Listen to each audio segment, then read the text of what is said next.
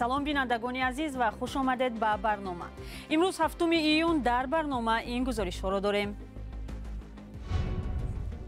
хонаҳо зери об мондаанд ва сокинон мекӯчанд. дар пайи тахриби сарбанд дар Украина даҳо ҳазор нафар ба ҷои амн бурда шуданд. ҳомиёни ҳуқуқ аз он нигаронанд ки сарфи назар аз гузоришҳои расмӣ дар Русия шикори муҳоҷирон ҳамоно идома дорад.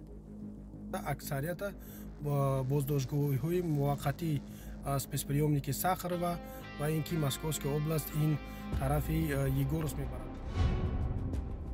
ва фарзандони гирёну модари сарсон наздикони хабарнигори зиндонии тоҷик Хуршед Фозилов талоши исботи бегуноҳии ӯро доранд.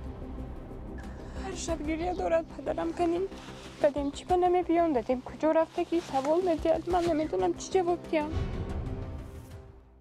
дар минтақаи Херсон сатҳи об чанд метр боло рафтааст. даҳҳо сокини маҳаллӣ дар хонаҳояшон банд мондаанд ва дигарон ба ҷои амн кӯчонида шудаанд. даҳҳо сарчорво талаф ёфт. мақомоти беҳдоштии Украина ҳушдор медиҳанд ки дар пайи ин ҳодиса оби нӯшокӣ метавонад хатарнок бошад, чун баъди таркиш дар сарбанди обанбори воқеъ дар дарёи Днепр дар маҳалли атрофи он обхезӣ шудааст. охирин тафсилот дар гузориши ҳамкорам Хиромон Бақозода. Президенти Украина Владимир Зеленский ки рахна шудани сарбанди обанбори Каховкаро як фоҷиа ва кори махсус ташкил кардаи Русия номид, рӯзи 7 июн гуфт дар минтақаи офатзада садҳо ҳазор сокин бе дастрасӣ ба оби поки ошомиданӣ мондаанд. Русия баръакс масъулияти ин ҳодисаро ба дӯши Украина гузошт. Антонио Гутерреш дар берекули Созмони милал хароб кардани обанборро фалокати бузурги башарӣ, иқтисодӣ ва экологӣ номид, аммо ба таври мустақим аз муттаҳам кардани Русия худдорӣ варзид. садди обанбори Каховска яке аз 6 сад дар болои дарёи Днепр аст, аммо асоситарини онҳо ба шумор меравад. баландияш 30 метр ва дарозияш беш аз 3 километр аст ва 67 сол қабл дар замони ҳукумати шӯравӣ сохта шуд. ин сад дар таъмини оби мардуми минтақа ва ҳамчунин оби сокинони нимҷазираи Қрим ки 9 сол қабл аз тарафи Русия ишғол шуда буд аҳамияти калон дорад. дар ҳамин ҳол мақомоти вазорати беҳдошти Украина аз он нигаронанд ки дар минтақаҳое ки обхезӣ шудааст эҳтимоли сироят ёфтани оби чоҳҳои зеризаминиву дигар манбаъҳои об вуҷуд дорад. дар ҳушдори ин вазорат гуфта мешавад ки дар пайи обхезиҳо манбаъҳои сироят ва бемориҳо аз қабристону лӯлаҳои корез ба чоҳҳову кӯлҳо мераванд. вазорат ҳушдор додааст ки аз истеъмоли моҳӣ худдорӣ кунанд. мақомоти украинӣ корҳои кӯч додани сокинонро ба макони амн идома дода мегӯянд эҳтимолан 42 000 сокини атрофи минтақаи фоҷиа аз обхезӣ осеб диданд.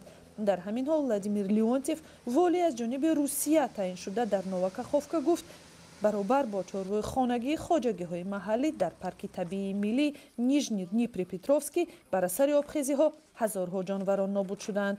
Олександр Прокудин волии Херсон қаблан гуфт ки эҳтимоли то 1 метри дигар боло рафтани сатҳи об дар 20 соати баъдӣ вуҷуд дорад. вай афзуд аз минтақаҳои таҳти назорати Украина дар соҳилҳои Днепр ки он ҷо 1850 хона зери об мондааст, 1450 сокинро ба ҷои амн кӯч доданд. ӯ гуфт то соати 6 субҳ 1457 нафар аз ҷумла 1286 сокини маҳаллаи Корабел кӯч дода шуданд. бинандагони азиз, дар идомаи барномаи ахбор дар бораи шикори муҳоҷирон дар Русия ва сарнавишти рӯзноманигори зиндонии тоҷик Хуршед Фозилов гузориш медиҳем. ҳоло як огаҳӣ пешниҳоди шумо мешавад.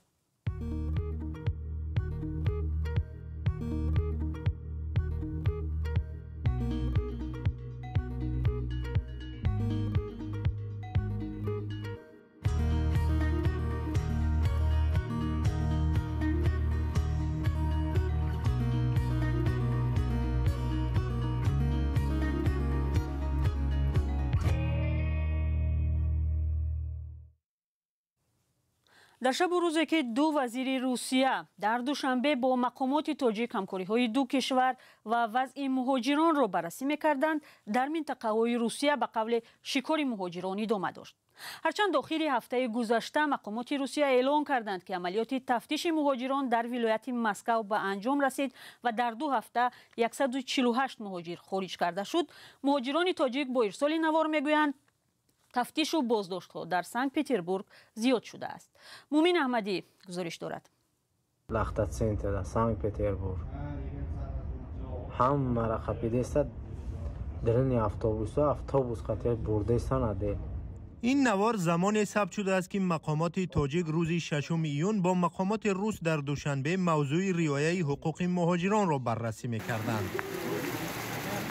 نوارهای کاربران بازگوی آن است که وضع بازداشت و فشار به مهاجران تغییر نکرده است.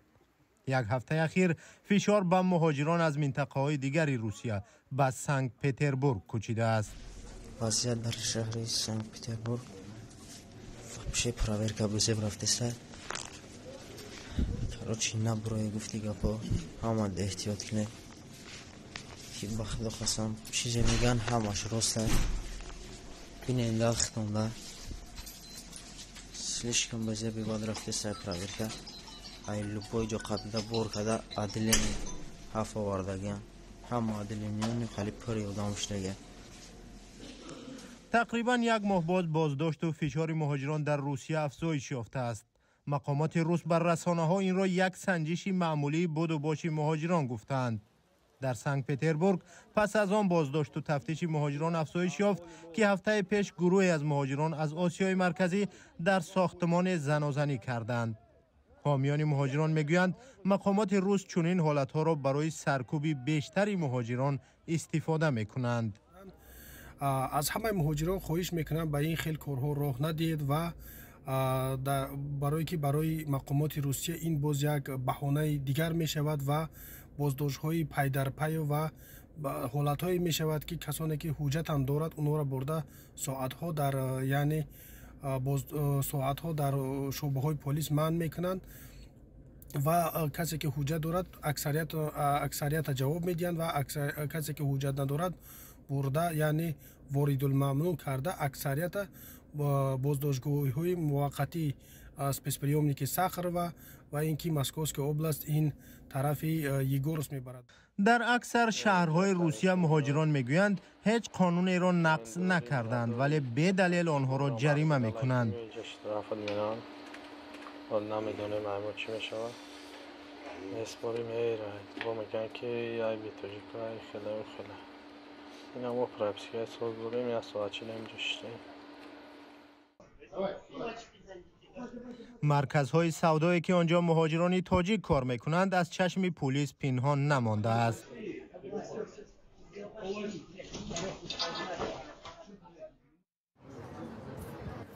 حدود 1 میلیون مهاجر تاجیک در روسیه کارهای سخت و سنگینی را انجام میدهند تا زندگی نزدیکانشان در تاجیکستان بچرخد. آنها در برابر کاری سخت و مزد کم از فشار و اذیت مقامات روسیه پیوسته شکایت میکنند. فشاری که در یک ماه اخیر به مراتب سخت‌تر شده است و معلوم نیست که کی مهاجران نفسی سبک خواهند کشید.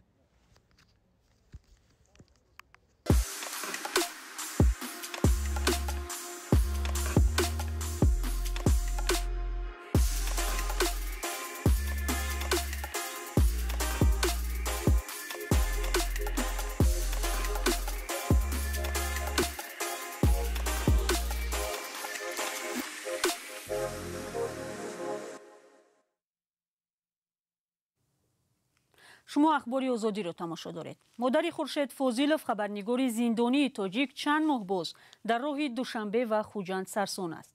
او در به در مقامات گشته تلاش دارد بیگناهی پسرش را اثبات کند. دادگاه فاضلوف را به عضویت در سازمان‌های ممنوع گناهکار و او را به 7 سال زندان محکوم کرد. پیوندان این حکم را ناعادلانه خوانده میگویند وی زیر فشار مقامات گناه ناکرده را به گردن گرفت. مولا رجب یوسفی و فرزان محمدی با نزدیکان خورشید فاضلوف صحبت و این گزارش را آماده کردند. جای خورشید فاضلوف در کنار پیوندانش خالی است. 3 ماه پیش او را بازداشت کردند. همسر خورشید فاضلوف به سوالهای فرزندانش پاسخ عمیق ندارد، به خصوص به سوالهای آذرخش که همگی 3 سال دارد. هر شب گریه دارد پدرم کنین دادیم چی نمی بیان دادیم کجا رفته که سوال میدید من نمیدونم چی جواب دیم.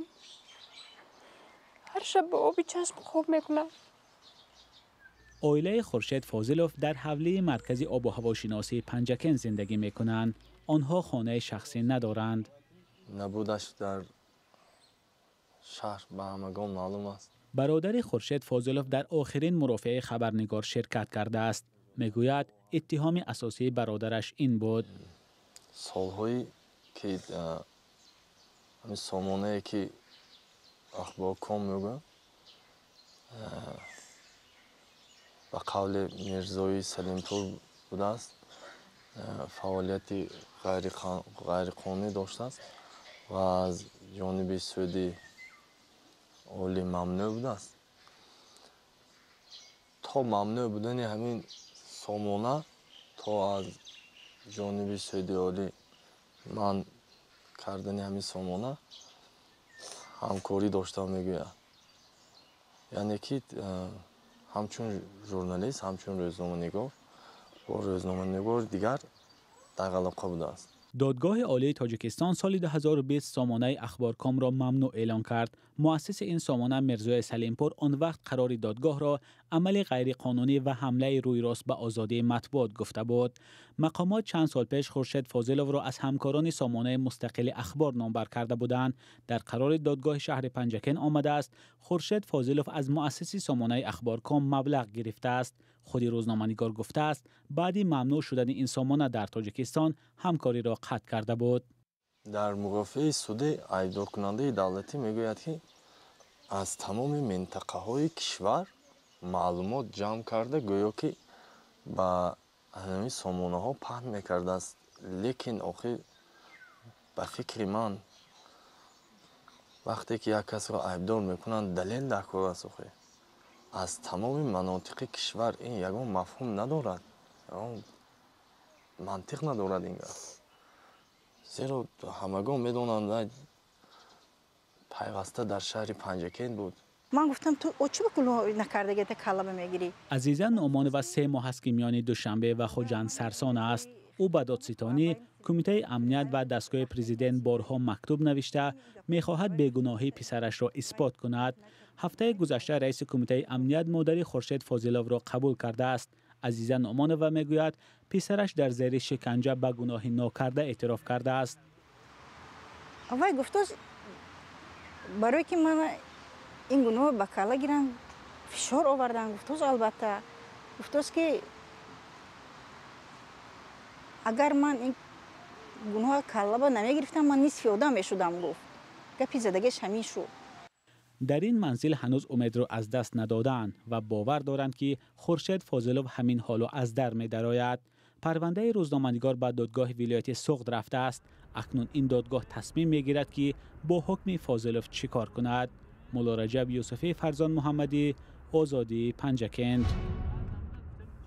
و یک خبرگزاری روسی تاس از قول یک نماینده وزارت کارهای خارجی تاجیکستان نوشت که دوشنبه عین زمان مسئله عضویت احتمالی را در اتحاد اقتصادی اوراسیا بررسی ندارد.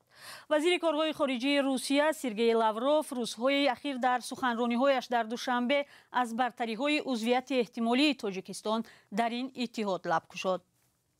تاس روز 7 ایون از قول شاهین صمدی سخنگوی وزارت کارهای خارجی تاجیکستان نوشت که موضوع پیوستن تاجیکستان با اتحاد اقتصادی اوراسیا در ملاقات لاوروف با پرزیدنت امامعلی رحمان و وزیر سیراج الدین موریدین مطرح نشد. باور می رود سبب خودداری دوشنبه از عضویت در سازمان اتحاد اقتصادی اوراسیا احتمال سخت‌تر شدن وابستگی اقتصادی و سیاسی کشور از کرملین است. بیننده عزیز 15 دقیقه که در اختیار داشتیم به پایان رسید. سپاس از همراهی شما. خبرهای بیشتر از این در وبسایت و صفحه های رادیوی آزادی در فیسبوک و اینستاگرام، توییتر و تلگرام و تیک تاک و ادناکلاسنیکی دسترسند. اگر شما هم شاهد حادثه یا صحنه شدید که مهم و جالب است یا گفتنی دارید، می توانید به صفحه های رادیوی آزادی در شبکه‌های اجتماعی یا طریق واتساپ و تلگرام به ما فرستید و زنگ زنید. تا ملاقات دیگر خود را احتیاط کنید و خدا نگهدار شما.